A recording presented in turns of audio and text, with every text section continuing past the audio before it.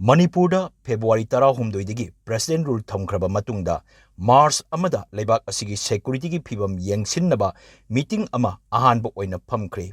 Mifam asi Union Home Minister Sri Amit Shah gi miyang makhada tawkibani.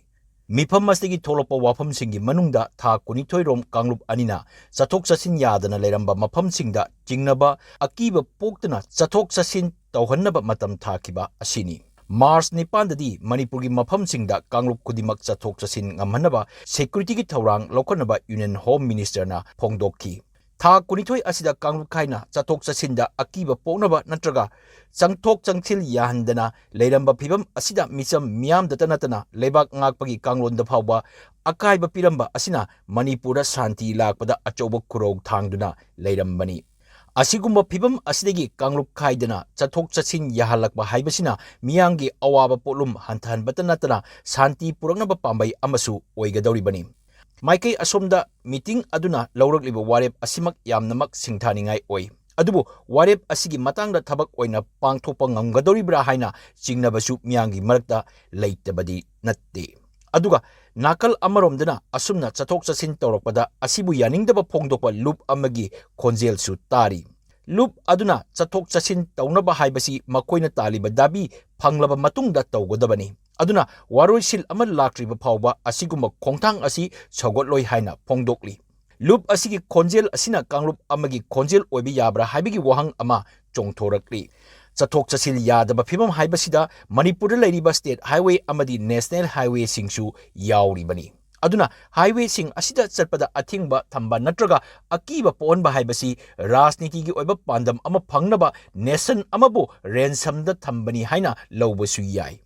Matang asida haujik phawbadadi Union Home Ministry dagi wafam amatadi phongdokpadi leitri. Aduna aki tujung yaudana Manipurgi mafam khudimakta Kanglup khudimangna chathok chasil tawba ngamhannaba Loukhiba Warep asi March 9 gi matungda kari thabak thawrang lokholakadage haina yengnari. Atopa Warep amana Manipur amadi Myanmar gi ngomkai paringda sambal khabagi thabak nganna loinaba thabak tawba haibasini. Manipurgi ngomkai paringda sambal khabagi wafam asida hanadigi hauna yenaba khara lei. Madugi manungda Manipurgi ngomkai mayek senglaba matungda sambal khagadabani haina mot pinakiba loop khara leiki. Haujik oiragliba phibam asida ngomkai sambal khabagi wafam asiga ngomkai lana khundaba Kanglup kayana makhoigi culture amadi samaj ki punchi mahingda akaiba pigani haina yaningdaba phongdokpasu lei.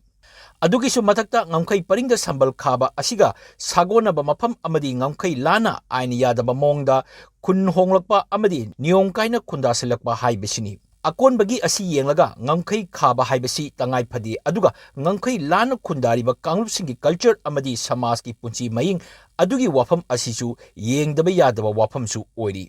Kanglup khargi culture area ga India gi national boundary gi marakta leiriba mari asini khanariba wafam asi. Atopa nakal amadana Indiana masigi internet security gi wafam dagi yengdaba yadaba wa kaya amasu chenari.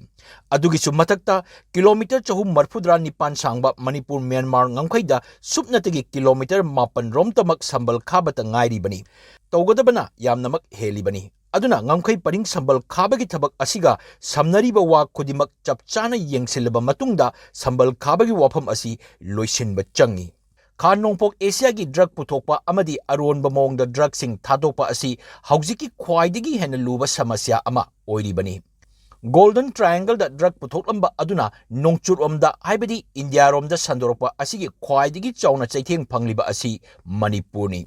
Manipurgi akoibada drug sungpham leirakpa amadi drug sungnabagi-damakta kani pambi tharakpa asina Manipurgi masagi oiba drug ki samasya du hena chaitheng ama pirakli. Aduna March amada Loukhiba Home Ministry gi Warepta mari samnaba Manipurgi drug ki mari asi thugaiba haibasi yamnamak maru oi. Manipurgi drug ki samasya gisu aduga kani pambi thabada leiriba chanainaba kaya asigisu. Adubu luribadi lamaida thabak oina onthokpa ngamgadra haibagi chingnaba ama miyamda leiriba asini.